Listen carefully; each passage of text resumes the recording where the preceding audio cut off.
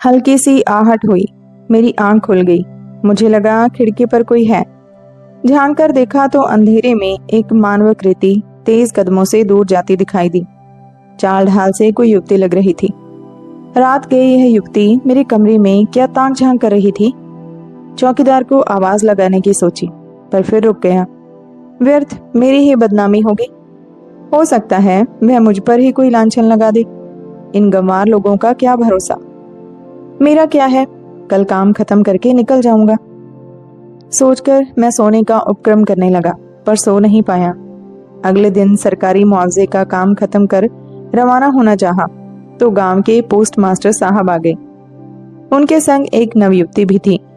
औपचारिक अभिवादन के बाद वे मूल विषय पर आ गई। यह शोभा आपसे मिलना चाहती है। किस सिलसिले में? मैं अचकचा गया।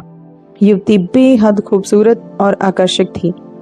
मैं चाहकर भी नजरें नहीं हटा पा रहा था। आपको याद नहीं साहब? पिछली बार आप पंचायत चुनाव के वक्त आए थे और 3 दिन यहीं डाक बंगले में रुके थे। तभी इसने आपकी सेवा टहल की थी। ओह, तो ये वो है, मैंने सोचा। दरअसल उस समय इसका गौना हुआ ही था। यह हर वक्त आपके सामने घूंघट काढ़ी रहती थी, इसलिए आप पहचान नहीं पाए। मुझे याद आया, पिछली बार मैंने इस नवयौवना की एक झलक पाने का कितना प्रयास किया था, पर नाकामयाब रहा था। उसने मेरी हर सुख सुविधा का ख्याल रखा था, खाना बनाने से लेकर कपड़े धोने तक, पर ना कभी बात की और ना कभी चेहरा दिखा। अभी कोई 2 महीने पहले ब्याह हुआ और 2 दिन बाद ही पति चल बसा। अरे, वो कैसे?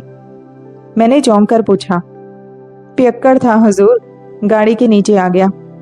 खैर, जो होना था सो हो गया। अब यह यहाँ नहीं रहना चाहती, शहर जाकर छोटा मोटा काम करके जिंदगी गुजारना चाहती है। ज्यादा पढ़ी लिखी तो है नहीं। आपको कहते संकोच कर रही थी। मैंने कहा, मैं कह दूंगा। आप इसे अपने संग शहर ले जाइए और इसके लायक कुछ जुगाड़ कर दीजिए।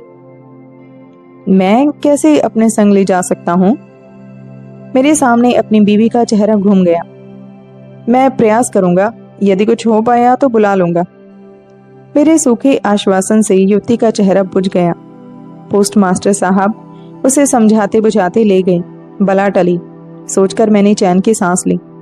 मैं गांव की सीमा से बाहर निकल ही रहा था कि वही युवती शोभा जाने कहां से भागती हुई आई और रुकने का इशारा करने लगी। मैंने जीप वहीं रुकवाई और रुखाई से पूछा, अब क्या है?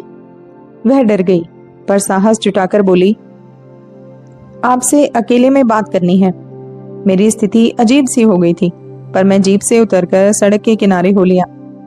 मैं अब इस गांव में एक पल भी नहीं रह सकती। मेरा बापू नशेड़ी है, दिन भर पीकर पड़ा रहता है। नशे की झोंक में ही उसने मेरा रिश्ता उस नशेड़ी से तय किया था। वह तो मर गया, पर अब गांव के आवारा लड़के मेरे पीछे पड़े रहते हैं। न दिन में चैन है न रात में। बापू को होश नहीं रहता, माँ पहले ही गुजर चुकी। भाई बहुत छोटा है। यहाँ घुट घुट कर जीने से तो अच्छा है कहीं डूब मरूं। कहीं काम नहीं मिलेगा तब तक आपके यहाँ झाड़ू बर्तन कर लूंगी। आप संग नहीं ले गए तो मैं यहीं उस कुएं में कूद जाऊंगी। वह भाई को समझाकर कपड़े वगैरह लेकर आई थी। उसकी धमकी से मैं सिहर गया। डरते डरते उसे लेकर घर में प्रवेश किया। तनु को सारी कहानी बताई तो अबला ही जाने अबला का दर्द की तर्ज पर उसने शोभा को हाथों हाथ लिया। शोभा ने भी जल्दी ही घर का कामकाज संभाल लिया, लेकिन उसके रहते मैं अपने ही घर में अजनबी सा महसूस करने लगा था। हर वक्त सज संवर कर भले मानुस बने रहना अखरने लगा था। मन में डर लगा रहता कि उसका यौवन और सौंदर्य कहीं मुझे भटका न दे। जाने क्यों यह छोटी सी बात तनु समझ नहीं पा रही थी कि आग और घी को इस तरह पास पास छोड़ना खतरे का आगाज करना है। लेकिन मानो उन दोनों को मुझ पर अटूट विश्वास था, जो मुझे गर्व की बजाय झुंझलाहट से भर देता। क्यों मेरे आत्मसंयम की परीक्षा लेने पर तुली हैं ये दोनों? नहीं कर सकता मैं यह सदाचारी होने का ढोंग। ना चाहते हुए भी जाने क्या देखने की चाहत में नजरें चुपके से उसका पीछा करती। उस दिन तो मेरी सहन शक्ति हद पार कर गई, जब पड़ोसी सुरेंद्र कांत ने बातों ही बातों में मुझे छेड़ दिया। अब तो भाभी जी को महीने 2 महीने के लिए पीहर भेज दो। अरे दिक्कत क्या है, पीछे है तो सही संभालने वाली, बल्कि ज्यादा अच्छे से संभाल लेगी। ही ही। कहते हुए ऐसे व्यंग्यपूर्ण अश्लील तरीके से उसने दांत निपोरे कि मेरा खून खौल उठा। घर में घुसते ही मैं तनु पर दहाड़ उठा। तनु, आज और इसी वक्त तुमने उस शोभा का कहीं और इंतजाम नहीं किया तो मैं कल ही उसे उसके गांव पटकाऊंगा। मैंने कोई खैराती सराय खाना नहीं खोल रखा है। शोभा उस वक्त बाजार गई हुई थी जिसका मुझे आभास था, इसलिए मेरी आवाज में और भी जोश आ गया था। पर वो बेचारी, तनु ने हल्का सा प्रतिरोध किया। कोई बेचारी बेचारी नहीं, सहानुभूति दिखाकर कुछ दिन रख लिया बस। कल को लोग उल्टी सीधी बातें करें, मुझे ये सब बर्दाश्त नहीं। फरमान जारी कर मैं तीर की तरह घर से निकल गया। शाम को धड़कते दिल से घर में प्रवेश किया। कहीं तनु ने उसे सब कुछ ज्यों का त्यों उगलकर रवाना न कर दिया हो। यदि ऐसा किया होगा तो मेरी क्या छवि रह जाएगी उसके दिल में, या शायद कुछ कहा ही ना हो और अभी हमेशा की तरह वह चाय का कप लेकर हाजिर हो जाए मेरे सामने। पर वह नहीं आई। उसकी जगह मेरी 12 वर्षीय बेटी नीलू चाय लेकर आई। अरे तुम आज खेलने नहीं गई? नहीं, माँ ने अब से खेलना बंद करवा दिया है। उनका हाथ बटाना है घर के कामों में। शोभा मौसी जो चली गई हैं, अभी तो शाम का खाना भी बनाना है, उसने मुंह फुलाते हुए कहा। अरे पर, मैंने कुछ कहना चाहा लेकिन रसोई से तनु को आते देख अपने होंठ काट लिए। मैं किसी भी रूप में यह नहीं दर्शाना चाहता था कि मुझे शोभा के जाने की कोई परवाह है। हालांकि मन ही मन में यह जानने के लिए मरा जा रहा था कि वह कहाँ गई और तनु ने उसे क्या कहकर भेजा। घर में सब मानो मेरे धैर्य की परीक्षा लेने पर उतर आए थे, क्योंकि शोभा का कोई नाम भी नहीं लेता था, मानो इस नाम का कोई प्राणी इस घर में कभी आया ही ना हो। बरसों पुरानी बात है यह, पर आज भी सहन में ऐसे ताजा है मानो कल ही की बात हो। तब मैं पुरुषोचित दम का शिकार था, लेकिन अब मुझे लगता है कि पुरुष सर्वज्ञाता सर्वशक्तिशाली होने का आडंबर मात्र रचते हैं, जबकि स्त्रियां हमारी रग रग पहचानते हुए भी हमारे इस आडंबर को बनाए रखती हैं, क्योंकि वे हमें हमारी ही नजरों से गिरा हुआ नहीं देख सकती। अपने इस प्रयास में वे हम पुरुषों से बहुत ऊंचा उठ जाती हैं। इस सत्य का पहली बार एहसास मुझे तब हुआ जब तनु नीलू को लेकर अपने पीहर किसी शादी में गई हुई थी। मैं ऐसे मौकों पर अगली गली में स्थित एक मेस में खाना खाया करता था। उस दिन भी मैं वहीं चला गया था। वहां नौकरों को निर्देश देती शोभा को देख मैं अचंभे में पड़ गया। मैंने चुपचाप मुड़कर लौटना चाहा, लेकिन उसने मुझे देख लिया।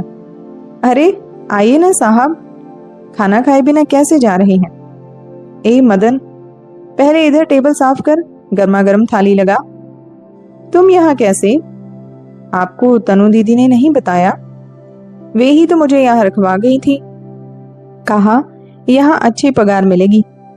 पहले मैं यहाँ खाना बनाती थी, फिर यहाँ के मालिक को मेरा काम पसंद आया तो उन्होंने मुझे पूरी मेस की देखभाल की जिम्मेदारी सौंप दी। मालकिन बहुत बीमार रहती हैं और बाबूजी को और भी बहुत से काम हैं, तो मेस मैं ही संभालती हूँ। गांव में तुम्हारा भाई और बापू? नहीं, ऐसे ही पूछ रहा था।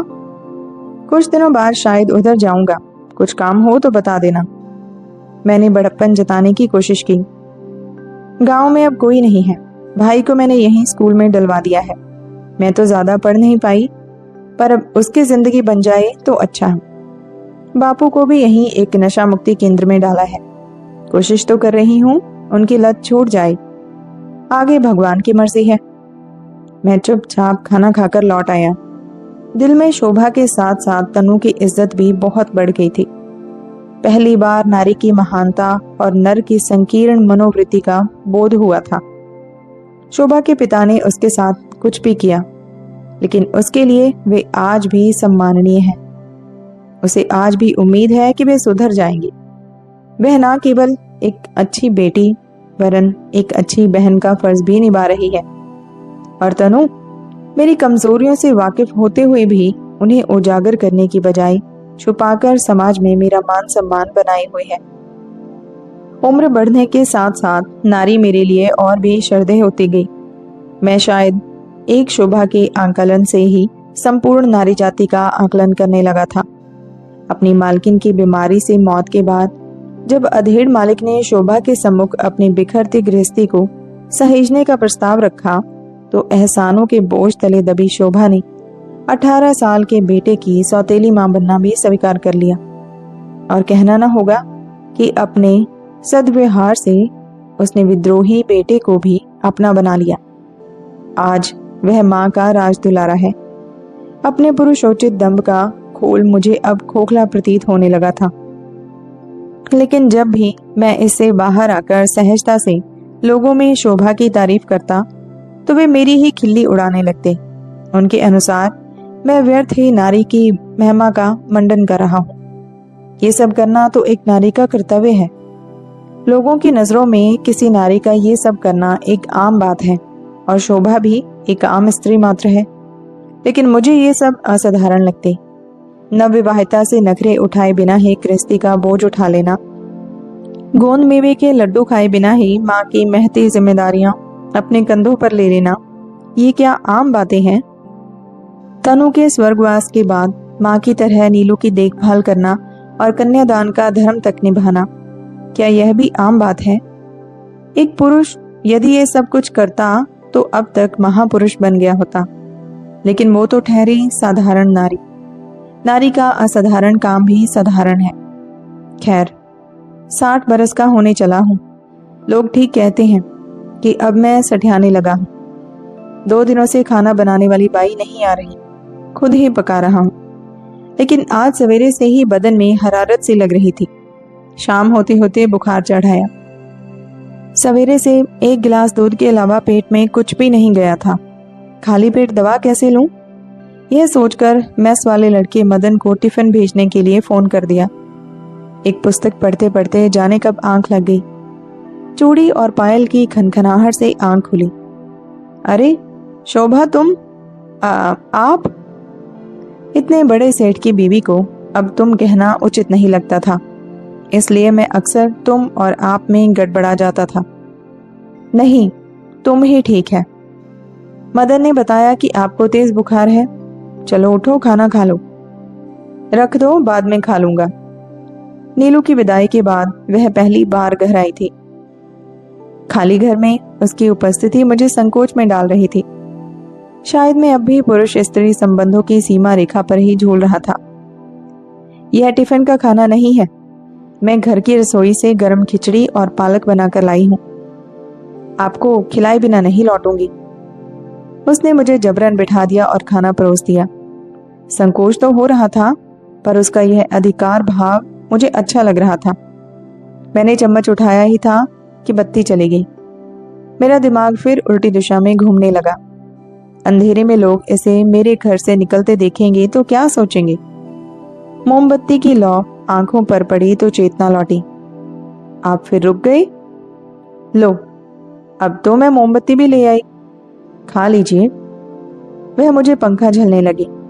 मेरे पास चुपचाप कौर निगलने के अलावा अब कहने सुनने को कुछ शेष नहीं रहा था। मुझे खाते देख उसके चेहरे पर असीम तृप्ति के भाव आ गए थे।